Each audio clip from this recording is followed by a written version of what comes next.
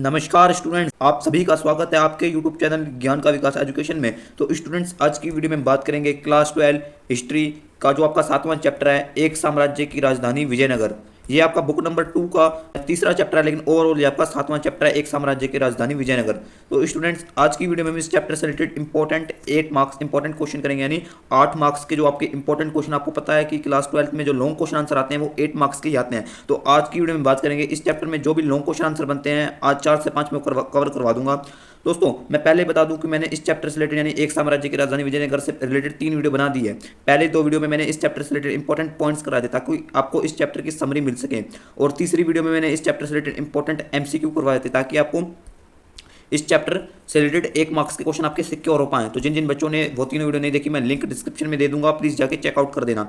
और जो मैं अगली वीडियो डालूंगा इस चैप्टर से रिलेटेड, वो भी लास्ट वीडियो होगी जिसमें हम इस चैप्टर से रिलेटेड एक मैप बनता है। मैं बता दूं कि इस चैप्टर से आपका एक मैप भी बनता है, तो हम वो करेंगे। टोटल 5 वीडियो में मैं चैप्टर कवर करवा दूंगा, ये वाली चौथी वीडियो है। तो चलिए आज की वीडियो को हमारे स्टार्ट करते हैं। 8 मार्क्स इंपॉर्टेंट क्वेश्चन, एक साम्राज्य की राजधानी विजयनगर। तो चलिए स्टार्ट करते हैं, और ये सेशन 2026-27 पर आधारित। स्टूडेंट्स, हमारा चैप्टर है चैप्टर नंबर 7, एक साम्राज्य की राजधानी विजयनगर। इसका काल था लगभग 14वीं से लेकर 16वीं सदी तक। इंट्रोडक्शन मैंने पार्ट 1 में दे दिया, पार्ट 1 व पार्ट 2 में मैंने सारे 27 के 27 पॉइंट डिस्कस कर दिए थे आपके सामने। प्लीज़ देख लेना, बहुत जरूरी है। प्लीज़ प्लीज़ हाथ जोड़ रहा हूँ आपके सामने, ठीक है। इससे ज़्यादा मैं कुछ नहीं कह सकता। और पार्ट 3 में मैंने ये वाले 1 मार्क्स के क्वेश्चन करवाए थे, एमसीक्यू टाइप, ठीक है। प्लीज़ इनको भी जाकर देख लेना। और आज हम करने वाले हैं ये वाले 8 मार्क्स इंपॉर्टेंट क्वेश्चन, यानी दीर्घ प्रश्न 8 मार्क्स वाले। तो 5 है टोटल। चलिए हमारा पहला क्वेश्चन पढ़ते हैं कि विजयनगर प्रशासन में अमरनायक प्रणाली एक प्रमुख राजनीतिक खोज थी, इसका मूल्यांकन कीजिए। मैंने बताया था कि विजयनगर साम्राज्य की एक प्रमुख खोज यह थी कि उस समय वहाँ पर ना विजयनगर साम्राज्य में एक अमरनायक प्रणाली हुआ करती थी। उसके बारे में हम डिटेल में आज पढ़ेंगे। देखिए, अमरनायक क्या हुआ करता था।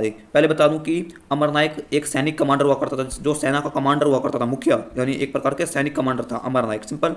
और यह दिल्ली में, जो आपने पढ़ी होगी क्लास 6, 7, 8 में, दिल्ली में एक थी एकता प्रणाली, ठीक है। जब मुगल आए थे तो यह उसी की तरह एकता प्रणाली जैसी है। तो पहला पॉइंट है, इसको राय द्वारा प्रशासन के लिए क्षेत्र दिया जाता था। अमरनायक उन क्षेत्रों में किसान, शिल्पकार, व्यापारी से कर वसूलता था। देखिए, अमरनायक आपको पता चल गया सैनिक कमांडर होते हैं। आपको पता है कि उस समय जो विजयनगर के साम्राज्य के शासक हुआ करते थे वो राय हुआ करते थे। राय क्या करते थे, अमरनायकों को ना एक क्षेत्र दिया करते थे, और उन क्षेत्र में रहने वाले किसान, शिल्पकार, व्यापारियों से वो अमरनायक उनसे कर वसूला करते थे, टैक्स लिया करते थे, सिंपल। और राजस्व का कुछ भाग अमरनायक अपने व्यक्तित्व उपयोग व घोड़ों और हाथियों के दल के रखरखाव के लिए अपने पास रख लेते थे। देखिए, जो भी टैक्स आता था ना, उसका इस्तेमाल अमरनायक अपने निजी इस्तेमाल के लिए रखते थे, या घोड़ों और हाथियों के रखरखाव के लिए रखते थे, ठीक है। देखिए, प्रभावी सैनिक शक्ति प्रदान करने में से अमरनायक क्या क्या करते थे, वो राजा को सेना प्रदान किया करते थे। जब राजा की लड़ाई हुआ करती थी ना, तो अमरनायक उनको सैनिक शक्ति प्रदान किया करते थे। राजस्व का बचा हुआ भाग मंदिर, सिंचाई के संसाधनों के रखरखाव, जो भी टैक्स का जो थोड़ा सा हिस्सा बच जाता था, जो इस्तेमाल करने के बाद, जो अमरनायक अपने व्यक्तिगत इस्तेमाल करने के बाद जो बच जाता था, उसका इस्तेमाल मंदिरों, सिंचाई के साधनों को के रखरखाव यानी मंदिरों के निर्माण के लिए दिया जाता था, और सिंचाई के जो किसानों की सिंचाई के यंत्रों का विकास किया गया, सिंपल। उम्मीद है आपको समझा रहे होंगे, ईजी है बिल्कुल। अमरनायक राजा को 1 वर्ष में भेंट दिया करते थे। अमरनायक क्या किया करते थे, राजा को 1 साल में 1 बार भेंट दिया करते थे, बड़ी वाली। स्वामी भक्ति दर्शाने के लिए दरबार में उपहारों के साथ स्वयं उपस्थित होते थे। कभी कभी तो वो अपने राय के प्रति अमरनायक स्वामी भक्ति को दिखाने के लिए कई तोहफों के साथ, कई उपहारों के साथ दरबार में खुद आया करते थे तोहफे लेकर। 17वीं शताब्दी में इनमें से कई ने अपना स्वतंत्र राज्य स्थापित किया। देखिए, जब विजयनगर साम्राज्य का पतन हुआ था तो कई अमरनायकों ने खुद के नए राज्यों का निर्माण किया। राजा द्वारा समय समय पर अमरनायकों का एक स्थान से दूसरे स्थान पर स्थानांतरित किया जाता था। देखिए, जैसे कि एक अमरनायक है ए नाम का, और उसे ये वाला क्षेत्र दिया गया है, ठीक है। और एक ए नाम का अमरनायक इस क्षेत्र पर अपना मतलब शासन किया करेगा, ठीक है। जब राजा की मर्जी होगी ना, तो ए अमरनायक इस क्षेत्र पर भी जा सकता है, मतलब इस क्षेत्र में जा सकता है, मतलब राजा की मर्जी है कि वो अमरनायक को किस क्षेत्र में रखे, सिंपल। उम्मीद है आपको अमरनायक प्रणाली समझ आई होगी, इसमें क्या क्या करते थे अमरनायक, सिंपल। हमारा दूसरा क्वेश्चन है दोस्तों, इस चैप्टर में ना लॉन्ग क्वेश्चन आंसर थोड़े बड़े बड़े हैं। मैं देखूंगा अगर आज की वीडियो में सारे कवर हो पाए तो हो पाए, नहीं तो जो बच जाएंगे 2-3 या 1-2 उसे हम मैप वाली वीडियो में पहले कवर कर देंगे, फिर मैप स्टार्ट कर देंगे, सिंपल। तो चलिए हमारा दूसरा क्वेश्चन है, विजयनगर के महल, मंदिरों, बाजारों का पुनर्आंकलन किस प्रकार संभव हो सका, स्पष्ट कीजिए। यानी विजयनगर साम्राज्य, इतिहासकारों ने जब विजयनगर साम्राज्य का इतिहास लिखा तो उन्होंने उसके विजयनगर साम्राज्य के महल, मंदिर, बाजारों का पुनः आकलन किस प्रकार किया, हमें वही बताना है, उसका स्पष्टीकरण करना है। देखिए,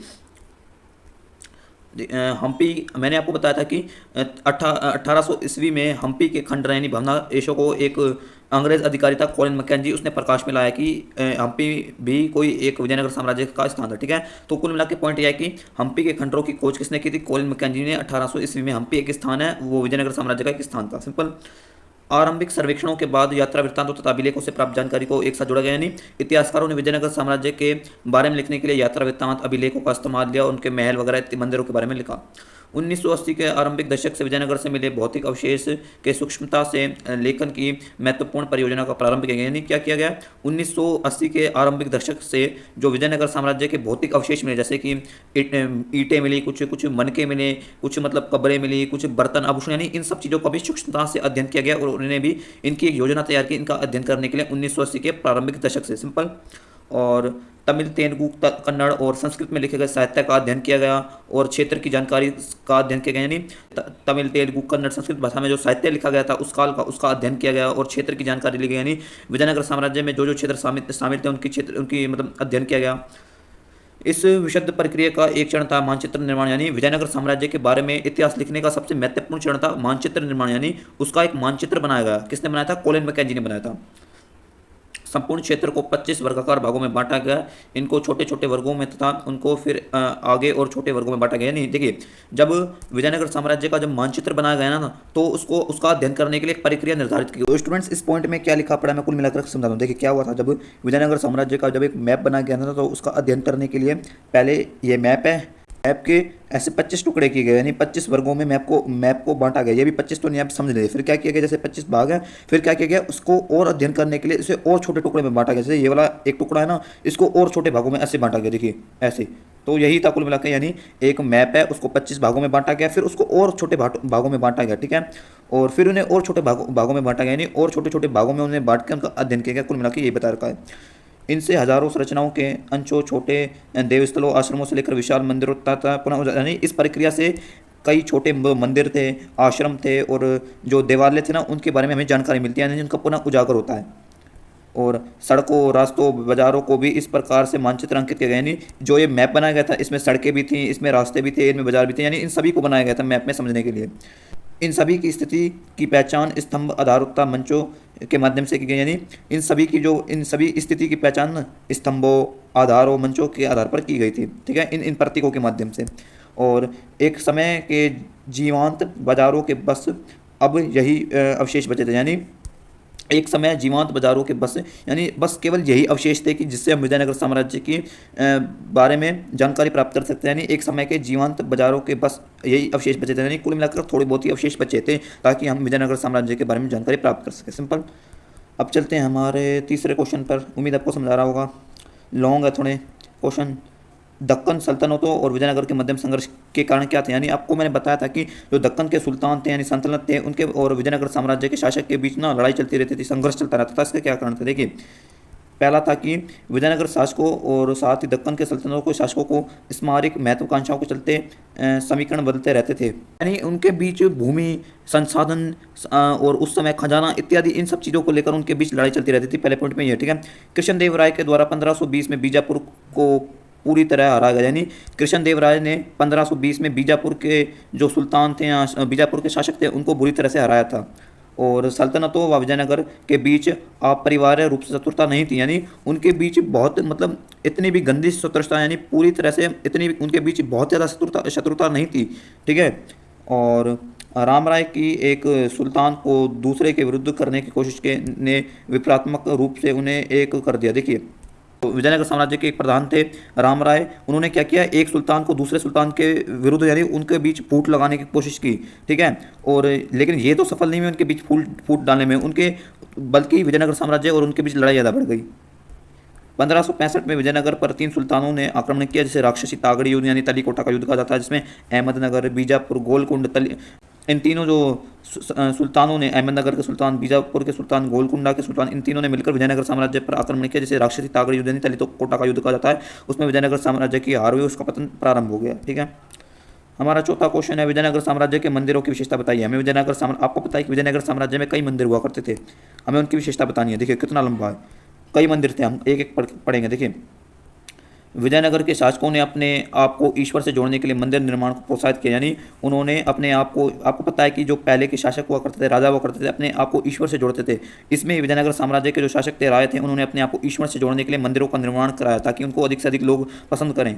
मंदिरों के रखरखाव व कुशल संचालन के लिए भूमि अनुदान, यानी उन्होंने भूमि को दान में दिया, धन दौलत आदि दान में देने की व्यवस्था की विजयनगर साम्राज्य के शासकों ने। पल्लव, चालुक्य, होयसल और चोल शासकों के राजाओं द्वारा बनाए गए मंदिरों के अवशेष भी मिले। यानी इन राजाओं ने, जो ये चोल वंश के थे ना, इन्होंने मंदिर बनवाए थे। इन राजाओं का नाम याद करना, चोल वंश के। हेमकूट की पहाड़ियों से कई धर्मों के पूजा स्थलों के अवशेष मिले। यानी इतिहासकारों ने जब हेमकूट की पहाड़ियों का अध्ययन किया, उन्होंने बताया कि यहाँ पर कई धर्मों के पूजा स्थल हैं। एक धर्म का पूजा स्थल नहीं है, यहाँ पर कई धर्म के लोगों का पूजा स्थल है। मंदिर धार्मिक, सामाजिक व सांस्कृतिक आर्थिक केंद्रों के रूप में था। Very important. उस समय के जो मंदिर हुआ करते थे वो केवल धार्मिक केंद्र नहीं थे, वो सामाजिक केंद्र भी थे, वो सांस्कृतिक केंद्र भी थे, वो आर्थिक केंद्र भी थे। यानी मंदिर में आर्थिक रूप से लेन देन भी चलता रहता था। शिक्षा केंद्र के रूप में भी मंदिरों की पहचान थी। यानी मंदिर शिक्षा के भी केंद्र थे, बच्चे मंदिर में आकर पढ़ते थे। मंदिरों में गोपुरम का निर्माण राजाओं की शान और शौकत के प्रमाण है। यानी आपको पता है कि जो साउथ के जो मंदिर हैं उनमें ऊंचे ऊंचे एक शिखर होते हैं, उन्हें गोपुरम कहा जाता है। यह गोपुरम उसी समय में जोड़े गए जब कृष्णदेवराय ने था। यानी जो अमीर राजा हुआ करते थे ना, वही गोपुरम जुड़ाते थे। यानी उनकी शान और शौकत के प्रमाण मिले हमें। मंदिर स्थापत्य कला की अन्य विशेषताओं, मंडप, विशाल स्तंभ, यानी स्तंभ वाले गलियारे। यानी उस समय के जो मंदिर बने हुए थे ना, उनमें बहुत अच्छी मूर्ति कला थी, अच्छी बारीकी से काम किया गया था। मंडप बने हुए थे और गलियारे अच्छे अच्छे बने हुए थे। यानी उस समय की कला को दर्शाता है।